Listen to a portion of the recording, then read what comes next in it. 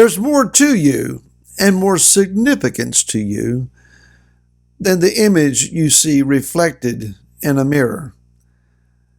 Hi, this is Barry Phillips with 10-Minute Torah, day number 2 of the Torah portion, Tisa. Let's go to Shemot, or Exodus, chapter 31. Let's read verses 1 through 3. And Yahweh spoke to Moshe, saying, See, I have called by name Bezalel, son of Uri, son of Hur, of the tribe of Yehudah. And I filled him with the spirit of Elohim in wisdom and in understanding and in knowledge and in all work. We are introduced suddenly to this individual, Bezalel, and his name suggests the idea of standing in the shadow of El, or of Elohim. He is a character, an individual of distinction.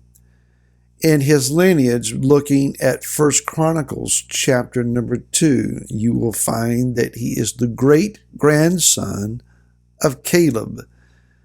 That's the same Caleb that is standing with Yehoshua or Joshua against all of the other reports of the other tourists who turned spies a little later on in our narrative. So he has some sense of distinction about him. His grandfather, Hur, was one of those who stood holding up the arms of Moshe while Israel went into battle. So he's not just coming out of nowhere. There is a lineage. There is a sense of importance to him. And Yah says that he has filled him with the spirit of wisdom, understanding, and knowledge. These three commodities and soul-level understanding of Yah's character. The word rabbinically used is emanations, that is things that proceed from him.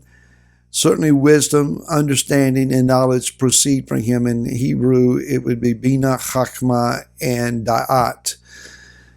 Again, at the sod level, at the deep level, these are the highest of the three, the highest three of the many qualities. That's a good word. Characteristics is another word. Emanations, I guess, is again the rabbinical term that proceed from the Father to us. And so he is not one that is just suddenly anointed. He has these qualities about him, standing in Yah's shadow. Something else that's interesting is that the numerical value of his name in the Hebrew letters, as you would look at their value, is 153. This is a very significant number, and that it also is the numerical value of the phrase Ha-Banim Elohim, or Ha-B'nai Elohim.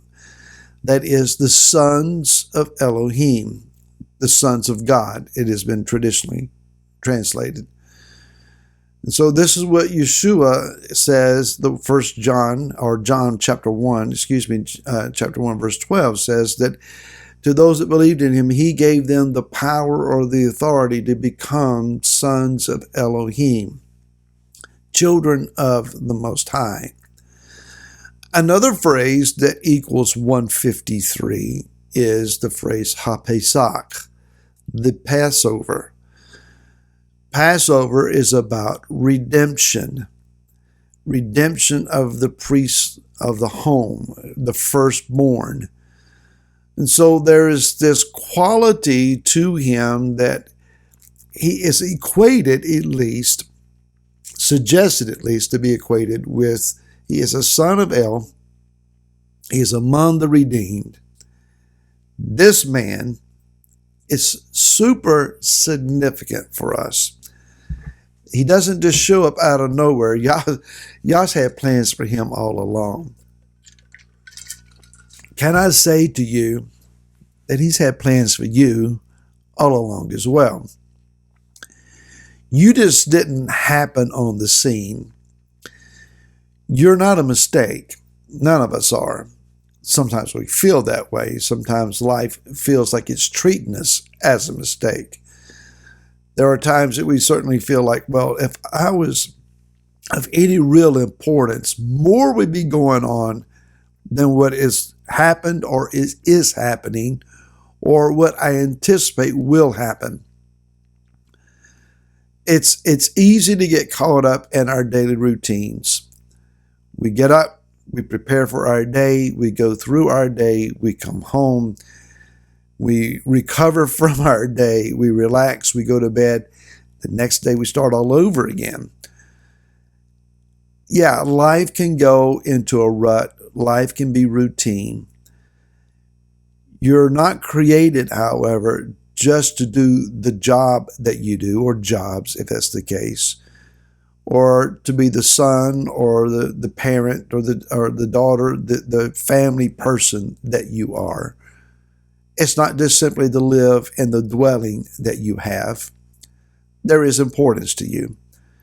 Now, it's not automatic. We have to find that importance. We have to seek Him, ask of Him, what is it that you have me to do? What would you have me to do? What needs to be done? And I'll volunteer. There's another way of looking at that. Sometimes it's not so much what we feel called to do, it's what opportunities present themselves and our willingness to be available for that opportunity. Therein sometimes is where we find our calling. It's what we are willing to do. See a need and fill it. So Yah's timing, Yah's locating of us, His positioning of us is not accidental. It's on purpose. There are some things that we can change. There are some things we cannot. And at the end of this chapter, we get into a situation that reveals that to us. Yah says in verse 13 and 14, and you shall speak to the children of Israel, saying, my Shabbats you are to guard by all means, for it is a sign between me and you throughout your generations to know that I, Yahweh, am setting you apart. And you shall guard the Shabbat, for it is set apart to you. Everyone who profanes it shall certainly be put to death, for anyone who does any work on it, that being shall become cut off from among his people. Let's consider two commodities that Yah has given to us, time and space. Both of these can be set apart, but they're still different. They're not the same in their set apartness. For example, space. Wherever the ark was situated, and then the tabernacle structure put around it, and then the linen wall around that, that ground became set apart. It was no longer to be considered common. And so Israel then knew how to camp around the perimeter of the linen wall by their tribes. Once the cloud picked up and began to move, then that entire complex was broken down in its proper steps, picked up, carried by the appropriate Kohathites, and began to move out of the area. The ground that was once considered very set apart now returned in its status to common ground, and it could be trafficked over without any penalty. So space can change. Yah can situate you in one location and it be set apart for you and have purpose for you. And it may go on generationally, or it may be for a season in one generation. Let's say your own particular life. He may have you here and then move you there. That's space. But when it comes to time, once He sets time apart, as He did the seventh day, that time can never be returned to that which is common. So it is with the feast days. Once they are situated and decreed and declared, time is set apart and it does not change. Find your space, seize your time, stand in his shadow, and we'll see you again tomorrow. Until then, shalom.